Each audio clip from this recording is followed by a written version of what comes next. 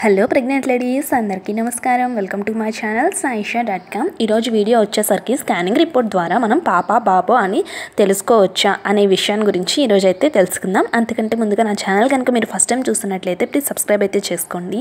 గర్భాలు దాల్చిన ప్రతి ఒక్క స్త్రీకి కూడా తన తల్లి అవుతున్నా అని ఎంతో ఆనందంగా అయితే ఉంటుంది. దానితో పాటు తన కడుపులో ఉన్న బిడ్డ అనేది అబ్బాయా అమ్మాయా అని తెలుసుకోవాలనే ఆతృత క్యూరియాసిటీ అనేది చాలా ఎక్కువగా ఉంటుంది.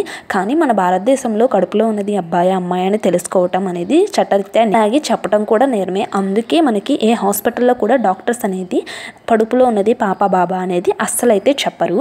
కానీ గర్భిణీ స్త్రీకి మాత్రం చాలా ఆతృతతో తాను సెర్చ్ చేస్తూ ఉంటుంది. నెట్లో కానివ్వండి, యూట్యూబ్లో కానివ్వండి, తన పొట్టలో ఉన్నది అబ్బాయా అమ్మాయా అని దీనికి సంబంధించిన వీడియోస్ అనేది మనకి యూట్యూబ్లో చాలా వీడియోస్ అయితే అవైలబుల్గా ఉన్నాయి. కానీ అవి 100% కరెక్ట్ అని అయితే మనం చెప్పలేము. కానీ డాక్టర్ రామ్జీ ఇస్మాయిల్ అనే అతను ఒక థియరీని అయితే కనిపెట్టాడు. ఆయన ఒక 500 గర్భిణీ స్త్రీల మీద రీసెర్చ్ అయితే చేసి ఈ థియరీని అయితే కనుక్కున్నాడు అనమాట. అయితే ఈ రామ్జీ థియరీ ద్వారా మనకు ఉన్నది అబ్బాయా అమ్మాయి అనేది మనం ఎలా తెలుసుకోవాలో ఇప్పుడైతే చూద్దాం. డాక్టర్ రామ్జీ థియరీలో ఆయన చెప్పిన మెయిన్ పాయింట్ వచ్చేసరికి మనకి ఎర్లీ స్కానింగ్ ప్రెగ్నెన్సీ ఉంటుంది కదా, ఎర్లీ స్కాన్ తీస్తారు కదా ప్రెగ్నెన్సీలో 6 వారాల నుంచి 10 వారాల లోపు, అప్పుడు తీసి అల్ట్రాసౌండ్ స్కానింగ్లో బట్టి మనం అబ్బాయా అమ్మాయి అని అయితే చెప్పచ్చు అంట. అది ఏంటి అంటే మనకి స్కానింగ్ రిపోర్ట్లో బేబీ యొక్క ప్లెజెంటా పొజిషన్ బట్టి అబ్బాయా అమ్మాయి అని అయితే తెలుసుకోవచ్చని ఈ థియరీలో ఆయన అయితే చెప్పాడు. ప్లెజెంటా అంటే మనకి బిడ్డకి ఆక్సిజన్ కానివ్వండి, బ్లడ్ కానివ్వండి, తల్లి ద్వారా ఫుడ్ని కానివ్వండి, ప్రతి ఒక్క పోషకాలు అనేది బిడ్డకి అందజేసేది అనమాట ఈ ప్లెజెంటా అనేది. మనకి స్కాన్ రిపోర్ట్లో ఈ ప్లెజెంటా పొజిషన్ అనేది యాంటీరియర్గా పోస్టీరియర్గా 2 విధాలుగా అయితే ఉంటుంది.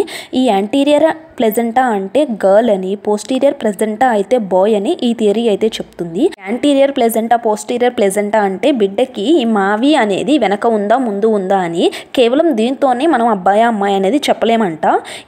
ఈ ప్లెజెంటా అనేది ముందుకు ఉందా వెనకకు ఉందో తో పాటుగా ఈ ప్లెజెంటా అనేది కుడివైపుకు ఉందా ఎడమ వైపుకు ఉందా అని చూస్తేనే అబ్బాయి అమ్మాయి అని అయితే చెప్పగలమంట. అది ఎలాగా అంటే ప్లెజెంటా అనేది పోస్టీరియర్లో ఉండి రైట్ సైడ్కి ఉంటే బేబీ బాయ్ అని, ప్లెజెంటా అనేది యాంటీరియర్గా ఉండి లెఫ్ట్ సైడ్కి కనుక ఉంటే బేబీ గర్ల్ అని అయితే ఈ రామ్జీ థియరీ అనేది చెప్తుంది. మీరు కనుక ఒకసారి మీ స్కానింగ్ రిపోర్ట్స్ కానీ గమనించినట్లు ఉంటే మనకి ఓన్లీ ప్లెజెంటా అనేది యాంటీరియర్గా ఉందా పోస్టీరియర్గా ఉందా మాత్రమే మన స్కానింగ్ రిపోర్ట్లో అయితే మెన్షన్ అయితే చేస్తారు. కానీ లెఫ్ట్ సైడ్కి ఉందా రైట్ సైడ్కి ఉందా అని అయితే మెన్షన్ అయితే చేయరు. ఈ 2 తెలుసుకుంటేనే మనకి అబ్బాయా అమ్మాయి అని అయితే తెలుస్తుంది. కాకపోతే మీరు స్కానింగ్ చేసే సమయంలో ప్లెజెంటా అనేది రైట్ సైడ్ ఉందా లెఫ్ట్ సైడ్ ఉందా అని అయితే డాక్టర్ని అయితే అడిగి అయితే తెలుసుకోవచ్చు. దాని ద్వారా మనకి పాప బాబా అయితే మనం 97% అయితే ఈ థియరీ ద్వారా తెలుసుకోవచ్చు అనమాట. ఈ రామ్జీ థియరీ అనేది పొట్టలో ఒక బేబీ ఉంటే మాత్రమే వర్తిస్తుంది. ట్విన్స్ కానీ ట్రిపుల్స్ కానీ ఉంటే కానీ వర్తించదండి. 97% అనేది ఒక బేబీ ఉన్న వాళ్ళల్లో ఈ ప్లెజెంటా పొజిషన్ బట్టి 97% అయితే గర్భిణీ స్త్రీలలో సక్సెస్ అయితే అయ్యారు అబ్బాయి అమ్మాయి అని గెస్ చేయటంలో. అలా బిడ్డ యొక్క హార్ట్ రేట్ని బట్టి కూడా అబ్బాయి అమ్మాయి అని గెస్ చేయొచ్చు అంటారు. 140 కంటే తక్కువ ఉంటే అబ్బాయి అని, 140 కంటే ఎక్కువగా ఉంటే అమ్మాయి అని చెప్తూ ఉంటారు. దీంట్లో ఎటువంటి వాస్తవం అయితే లేదు అండి.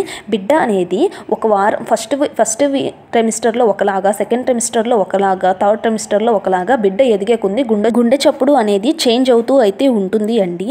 అయితే మీరు ఈ హార్ట్ బీట్ని బట్టి అబ్బాయి అమ్మాయి అని అయితే అస్సలు చెప్పలేరు. ఎందుకు అంటే నాకు 150 అబోవ్ అయితేనే ఉంది. కానీ అప్పుడు గర్ల్ పుట్టాలి కదా, నాకైతే బేబీ బాయ్ అయితే పుట్టాడు. సో హార్ట్ బీట్ని బట్టి అయితే మనం చెప్పలేము. కానీ ఈ రామ్జీ థియరీని బట్టి మీరు ప్లెజెంటా అనేది పోస్టీరియర్గా లెఫ్ట్ సైడ్ ఉందా యాంటీరియర్ రైట్ సైడ్ ఉందా అని తెలుసుకుంటే కనుక పాప బాబు అనేది 97% అయితే మీరు తెలుసుకోవచ్చు. కానీ మనకి ఎవరైనా ఒకటే అనుకోవాలి, అసలు మనకంటూ ఒక బిడ్డ ఉంటే చాలు.